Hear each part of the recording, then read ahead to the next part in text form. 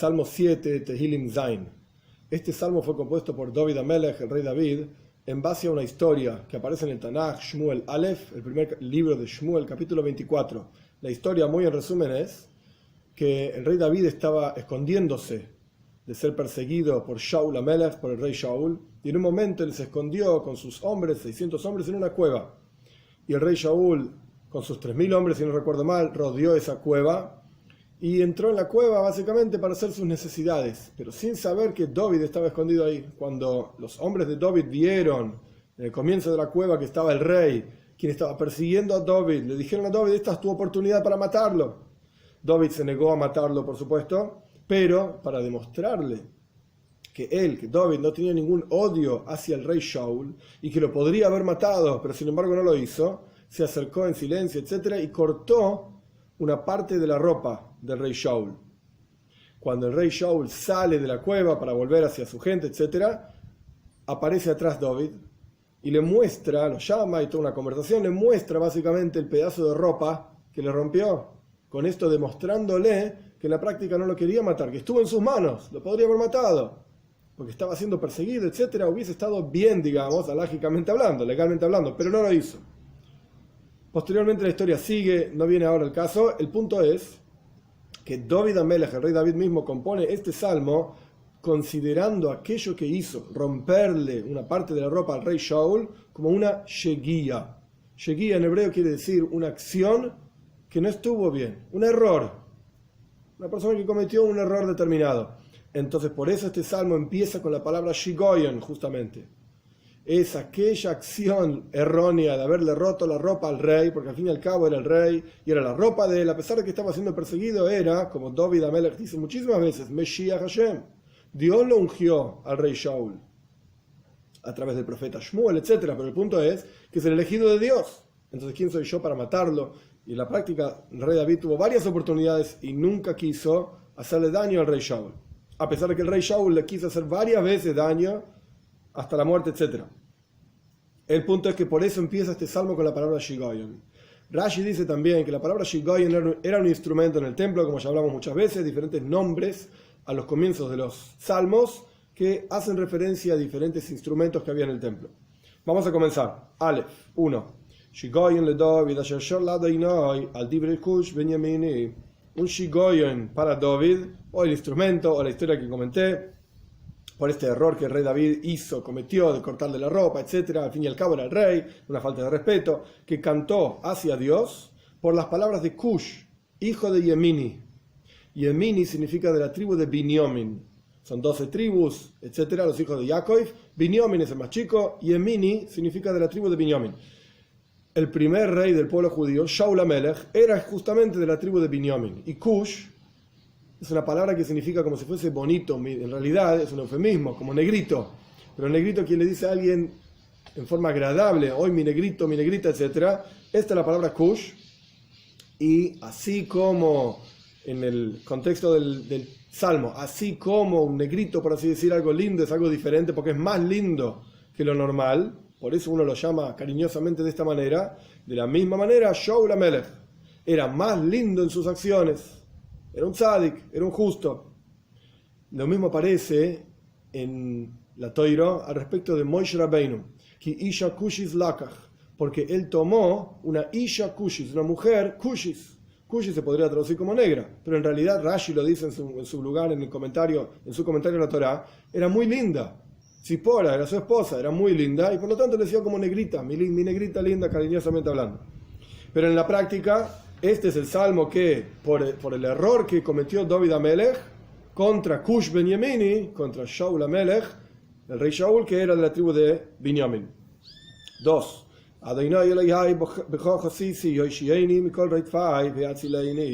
Dios mi Señor, en ti confío, sálvame de todos aquellos que me persiguen y sálvame.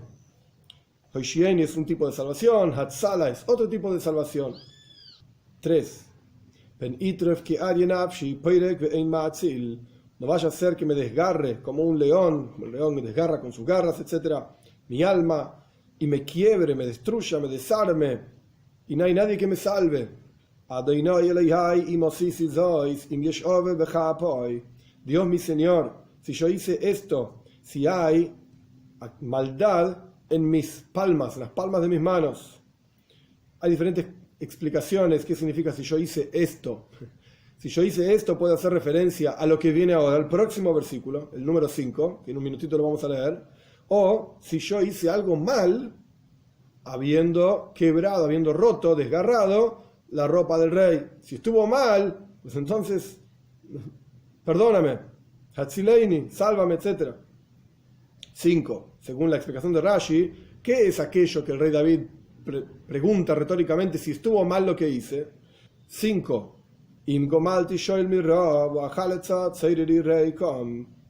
Este versículo es difícil de traducir. Hay dos formas básicamente de entenderlo. Primero vamos con la explicación de Rashi. Si acaso pagué a aquellos que me hicieron paz con el mal, o sea, aquellos que me hicieron el bien, yo les pagué con el mal, y le quité la ropa a quien me hacía daño, a quien me estaba oprimiendo, y lo dejé vacío, o sea, le saqué toda la ropa al rey Shaul, solamente corté una parte de la ropa para demostrarle que no lo odio y que no lo quiero matar, etc. El Radak explica un poco diferente esta última parte del versículo.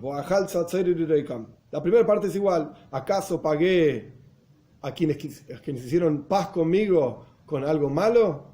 Y la última parte, sino que lo opuesto. Salvé a aquellos que me persiguen y me hacen daño sin pedir nada a cambio. Reikam. Como vemos varias veces en la historia entre Shaul y David, el rey Shaul y David Amelech, que David Amelech evitó la muerte de Shaul muchas veces, lo salvó varias veces. Entonces, de vuelta, ¿acaso le pagué a aquel que me hizo bien con algo malo? Todo lo contrario. Le hice favores, lo salvé sin esperar nada a cambio. Vov. Iradev oyev nafshi v'yasik v'irmois la'aretz chayoy u'chvoidi le'ofor yashken se'lo. Iradev es una palabra difícil también de traducir, significa perseguir y hacer que otros me persigan a mí. Si en la práctica yo pequé y mi acción estuvo mal de cortarle la ropa al rey Shaul, y en la práctica yo pagué con mal a aquellos que me hicieron el bien, entonces, en el versículo 6 dice que me persiga mi enemigo, a mi alma, y la tome, y la pisotee a la tierra, a mi vida. Y que no solamente me persiga mi enemigo, sino que haga a otros enemigos también perseguirme. Y mi honor, que significa a su vida, a la tierra, haga residir por siempre. O sea, que me destruya mi enemigo. Si yo me comporté mal, pues que me destruya entonces. Zain.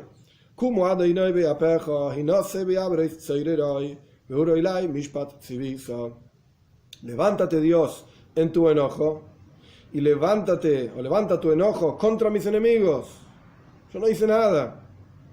Y despierta hacia mí el juicio que has mandado. Es decir, que mis enemigos tengan su paga, negativa por supuesto, con el enojo de Dios, con el enojo de Dios, beapeja, etc. También significa con el enojo de Dios, a través de mí, que mis enemigos tengan su retribución a través de mí. 8. Y una congregación de pueblos, que significan también los enemigos del rey David, cuando ellos te rodeen, que en la práctica, el Radak explica interesante, cuando la gente persigue al rey David, es como si estuviesen persiguiendo a Dios. Por eso aquí dice que la congregación de pueblos te rodea a ti, le dice el rey David a Dios, por así decir. ¿Por qué? ¿Por qué aquellos que persiguen a David es como si persiguiesen a Dios? Porque en la práctica, David Amelech también fue ungido como rey, era el elegido de Dios a través del profeta Shmuel. Entonces aquellos que perseguían a David, acá le está diciendo como que te persiguen a ti, incluso si una congregación de pueblos te rodean a ti. Sobre este asunto retorna hacia los cielos, retorna hacia arriba, por así decir. El Radak trae una explicación interesante sobre este versículo. Y él dice así, es un ejemplo que el rey David está dando al respecto de cómo funciona el juicio de Dios. Cuando Dios observa las acciones de los seres humanos y decide dejar de lado alguna transgresión que la persona hizo, por así decir, Dios perdona, Él está como bajando de su trono de juicio para, de vuelta, no prestar atención al pecado de la persona. Entonces acá el rey David está pidiendo a Dios que cuando se reúnan frente a ti los pueblos, etcétera, para juzgarme a mí, entonces por favor, la Marem Shuva, retorna hacia arriba, vuelve a sentarte en tu trono de justicia y juzga a las personas según la justicia que corresponde. Después de haber bajado del trono de justicia para perdonar, pues vuelve, la Marem Shuva, vuelve hacia arriba y juzga a las personas como corresponde. Por eso sigue en 9,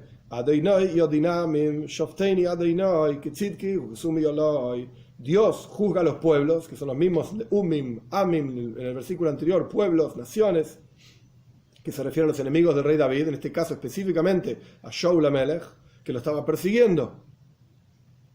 Entonces Dios juzga a los pueblos, y júzgame Dios, pero solamente que tzidki kusumi oloi, solamente presta atención sobre mí, mi justicia, mi pureza. A los demás, juzgalos con todo, pero a mí, por lo menos, esta es la petición del rey David, que tzidki kusumi, como mi justicia, mi rectitud y mi integridad, mi pureza.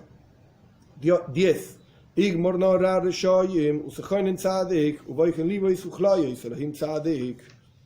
Que consuma, por favor, el mal a los malvados. El mal mismo termina consumiendo a los malvados. Y apoya y sostiene al tzadik, al justo, que soy yo. ¿Y cómo se sabe quién es justo y quién es malvado? Dios analiza los corazones y los consejos, literalmente los riñones. Los riñones se llaman klayes y atzeis. Los riñones son como la herramienta a través de la cual la persona tiene consejo a la noche. El rey David lo dice muchas veces esto, a lo largo de los teilín, de los salmos. A la noche los riñones aconsejan a la persona, por así decir. Es algo espiritual, por supuesto. No estamos hablando de la cosa material y física. Entonces, Dios es el que analiza los corazones de las personas. Dios analiza los pensamientos y los consejos de cada persona. Y Dios es tzadik, y Él sabe muy bien, justamente, quién es con justicia, quién es el que es un rasha, un malvado, y quién es el que es un tzadik, un justo. 11. Por lo tanto, por cuanto Dios sabe muy bien quién es justo y quién no, mi escudo, mi protección está sobre Dios. Él es el que me protege a mí. Mi confianza se apoya en Él. Y Él salva a aquellos rectos de corazón. 12. Dios, voy a traducir esto en forma literal. Y después vamos a ver una traducción, una explicación muy interesante sobre este versículo. Pero al final, más adelante. Dios es un juez justo. Y Él juzga a aquellos que enojan a Él todos los días. Él juzga a aquellos que lo enojan a Él. La traducción literal es que Él se enoja todos los días. Pero esto lo vamos a hablar más adelante. El Radak traduce de esta manera. Que Dios juzga con justicia, como corresponde, a aquellos que lo enojan todos los días. Y como dijimos antes, ¿cuál es el enojo que el rey Shaul generaba en Dios? Que el rey Shaul estaba persiguiendo a Mesías Hashem, al ungido y seleccionado de Dios, a través del profeta Shmuel, que era el rey David, para ser el próximo rey del pueblo judío. 13.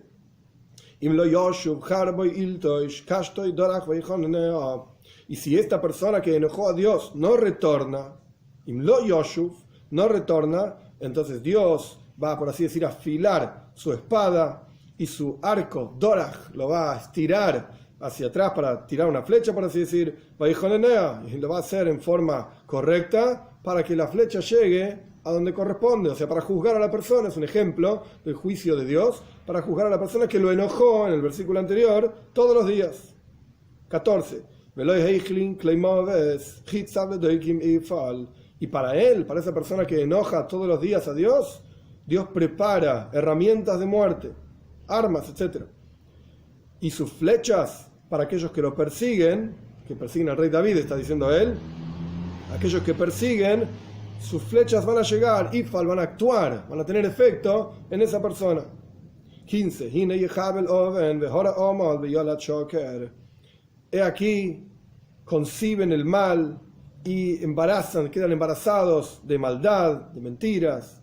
Y tienen hijos que son mentira. O sea, no es que tienen hijos, son tres palabras, Yhabel, Hara y Yolad. Los tres significan la idea de dar a luz, la idea de concebir, engendrar, dar a luz, etc. Y Oven, Amal y Sheker básicamente son la misma idea también. Básicamente, Oven significa maldad, Amal significa también maldad en el corazón, Sheker es mentira.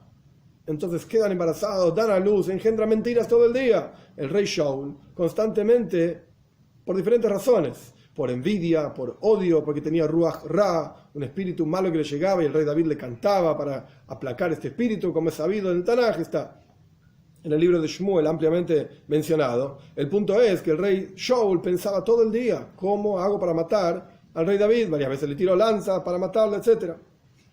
16. Este versículo es como todo repetido, simplemente por la cuestión poética, por eso la traducción va a parecer medio rara. Un pozo cavó y lo ha acabado, y va a caer en el pozo que él mismo hizo. Básicamente dice lo mismo 3 veces. Yud Zayin 17.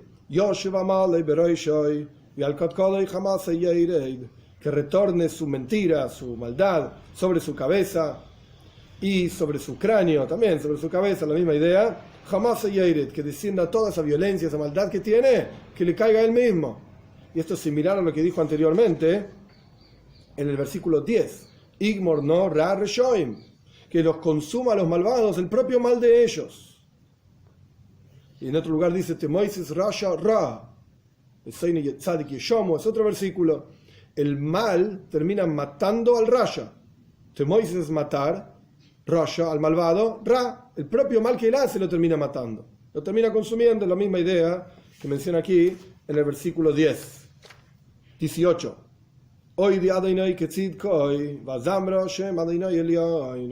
Voy a agradecer a Dios por su justicia, o sea, la justicia que hizo conmigo, porque en la práctica me salva de mis enemigos y los persigue, etcétera, etcétera. Y voy a cantar en el nombre de Dios Supremo. Este es el Salmo. Ahora, cuando vamos al versículo 12, en el versículo 12 hay una frase muy interesante que está muy tratada en el Talmud, en el Zohar también. Keil Zoyem Bechol Yom. Dios se enoja todos los días.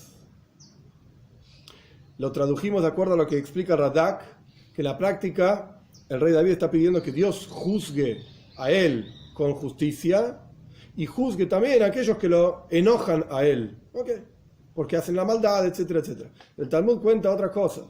El Talmud cuenta literalmente que Dios se enoja efectivamente todos los días. Y el enojo de Dios es un rega, es un instante, un número ínfimo, pero en la práctica Dios se enoja todos los días. El Talmud cuenta varias cosas.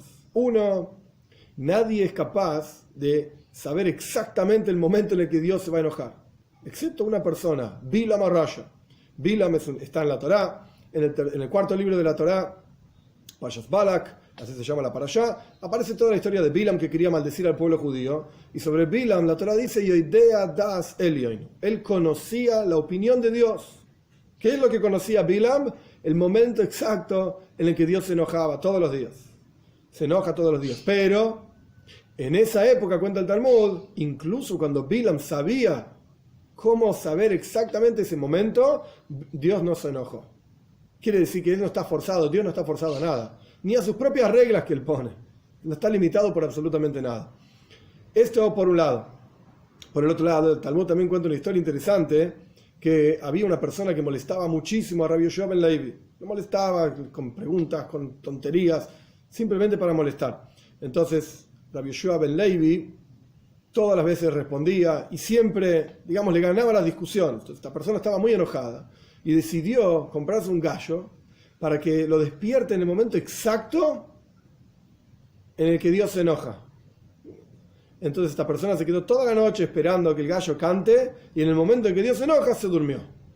Entonces se dio cuenta esta persona que no había forma de maldecir al pueblo judío y por eso dijo el versículo, la misericordia de Dios está sobre todas las criaturas, no hay forma de darle, por así decir, de golpear y tomar exactamente, de utilizar a Dios, por así decir, utilizar el momento de enojo para hacer algo en beneficio de uno mismo. Hay muchos, entre paréntesis, que estudian Kabbalah en internet, en libros, etcétera, con el objetivo de tener beneficios de Dios. Dios me va a bendecir porque yo hago esto, Dios me va a bendecir porque yo haga aquello, y la bendición de Dios va a fluir sobre mí a través de la esfera de no sé qué cosa.